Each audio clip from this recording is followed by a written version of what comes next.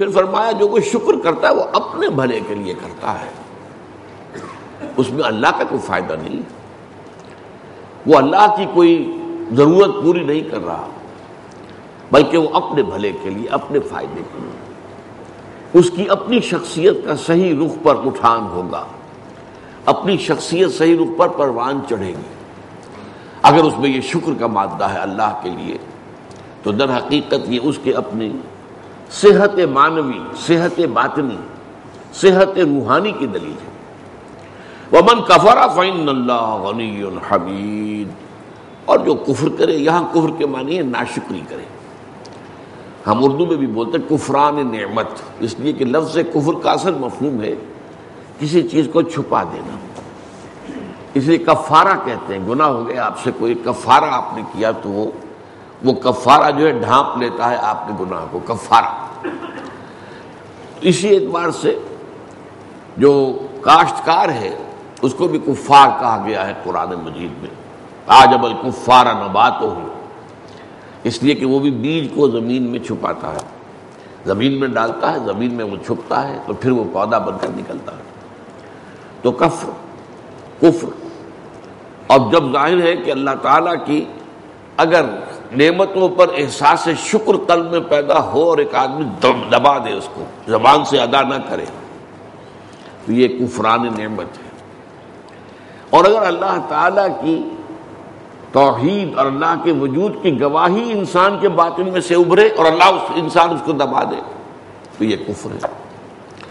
تو بات فرمایا ومن کفر فإن اللہ غنی حمید، جو کوئی کفر کرتا ہے، ناشکری کرتا ہے، کفران نعمت سے کام لیتا ہے، تو اللہ تو غنی ہے، اس سے تو کسی کی احتیاج نہیں ہے، وہ بے نیاز ہے، وہ اپنا بیڑا غرق کر رہا ہے، اپنی تباہی مول لے رہا ہے، اپنی عاقبت برباد کر رہا ہے۔ اللہ تو محمود ہے، کوئی اس کی حمد کرے نہ کرے۔ اور حمد کے بارے میں بھی بہت مرتبہ میں نے بتایا ہے کہ عام طور پر ہمارے ذہن میں ہے حمد کا ترجمہ تعریف، ثنا۔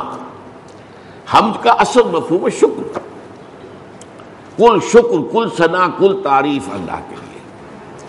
اس لیے کہ آپ دیکھتے ہیں کہ جو ہمیں جو دعائیں تلقین کی گئی ہیں ان میں شکر کے مقام پر حمد آتا ہے۔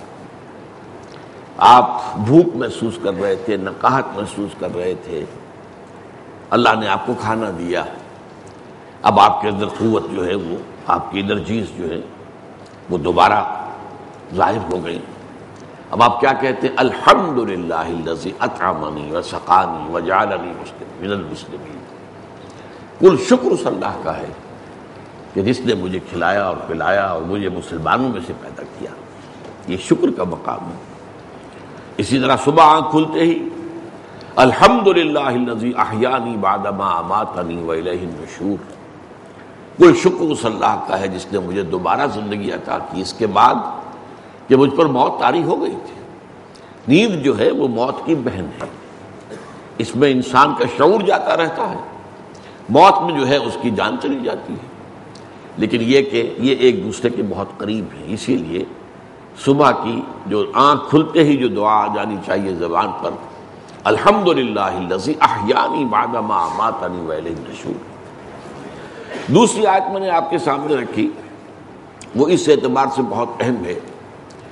ایک تو اللہ کا شکر ہے کہ اللہ کے احکام پر انسان چلے، نماز پڑھے، روزہ رکھے، یہ تمام احکام جو ہیں ان کو بجا لائے، حرام سے بچے، حلال پر اکتفا کرے، یہ ایک لیول ہے۔ ایک اس سے اوپر کا معاملہ ہے اللہ کے لیے جہاد کرنا، تن من دھن لگا دینا اللہ کی عظمت کے لیے، اللہ کی کبریائی کے لیے، اللہ کی حکومت اس کو ریسٹور کرنے کے لیے۔ جیسے کہیں کسی بادشاہ کے خلاف بغاوت ہو جائے تو اب جو اس بادشاہ کے وفادار لوگ ہیں وہ کوشش کرتے ہیں کہ وہ ریسٹور ہو جائے، بادشاہ کی بادشاہت ریسٹور ہو جائے۔ تو آج پوری دنیا میں اللہ کے خلاف بغاوت ہے۔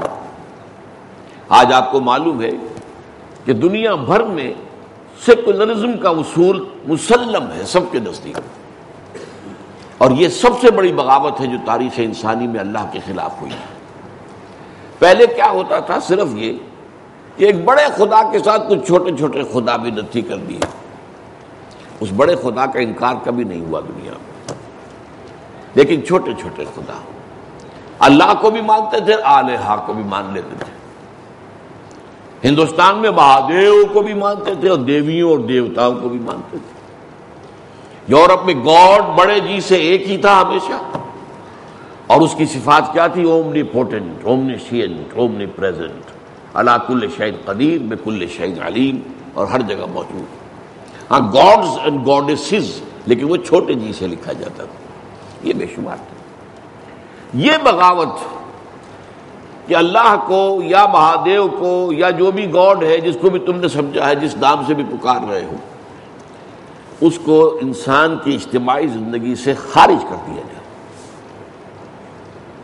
جیسے ہندوؤں میں ہے کہ بت انہوں نے رکھا ہوا، مندر میں جاتے ہیں اور سجدہ کر لیتے ہیں، اس سے دنڈوت کرتے ہیں، کچھ چڑھاوا چڑھاتے ہیں.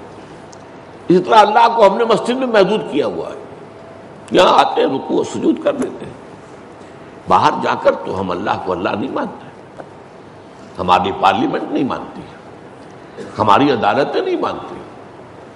ہوا کرے اللہ کا حکم، ہم تو جو بھی قانون ہے دیوانی اور فوجداری اس ملک کا، اس کے مطابق فیصلے کریں گے.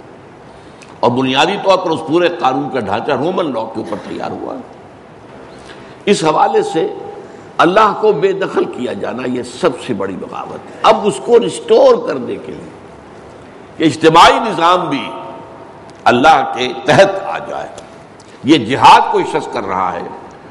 اب یہ بہت اونچا کام ہے. جہاد، یہ تمام جو بھی افعال ہو سکتے ہیں انسان کے، ان میں سب سے اونچی شے ہے. لیکن اس کے بارے میں بھی فرما دیا، یہ سورہ عنکبوت کی آیت ہے، وَمَنْ جَاهَدَ فَإِنَّمَا يُجَاهِدُ لِنَفْسِهِ إِنَّ اللَّهَ لَغَنِيٌّ عَنِ الْعَالَمِينَ.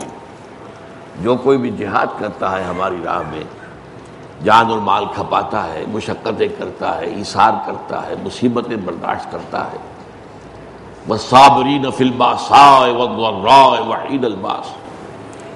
انہیں بھی کبھی یہ خیال نہ آ جائے کہ وہ ہم پر کوئی احسان کر رہا ہے. انہیں کبھی یہ خیال نہ آ جائے کہ ہماری کوئی ضرورت اس کے ذریعے سے پوری ہو رہی ہے. اسے کبھی یہ خیال نہ آ جائے کہ کوئی ہماری کیفیت کے اندر بگاڑ پیدا ہو گیا جسے وہ درست کر رہے ہیں. معاذ اللہ. جو جہاد کر رہا ہے وہ اپنے لیے کرتا ہے، اپنے بھلے کے لیے. اس کا سارا اجر و ثواب اسی کو ملے گا. اس کی عاقبت جو ہے وہ سنورے گی. اللہ تعالیٰ کے ہاں اس کو بلند سے بلند تر جو ہے مقامات جو ہیں جنت میں حاصل ہوں.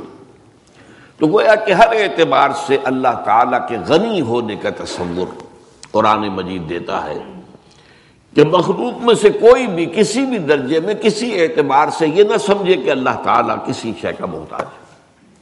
اب آئیے اس حدیث کو ہم پڑھتے ہیں.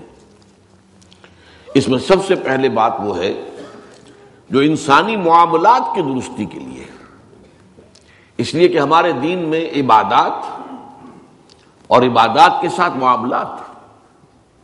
عام مذہبی ذہن جو ہے وہ عبادات کو زیادہ اہمیت دیتا ہے. نماز، روزہ، اس کے بارے میں ذرا کبھی بیشی ہو جائے تو بہت حساس ہوتے ہیں ہم. جن لوگوں کے نزدیک رفع یدین وہ سمجھتے ہیں کہ ضروری ہے، وہ جو نہیں کر رہے ہوتے ان کی طرف سے بہت دل کے اندر جو ہے وہ ایک بہت محسوس کرتے ہیں. تو نماز روزے کے بارے میں تو ہم بہت حساس، معاملات کے بارے میں نہیں. حالانکہ اہم تر چیز جو ہے دین کے اعتبار سے وہ معاملات ہیں. اس لیے کہ تم اگر ایک دوسرے پر کوئی زیادتی کرو گے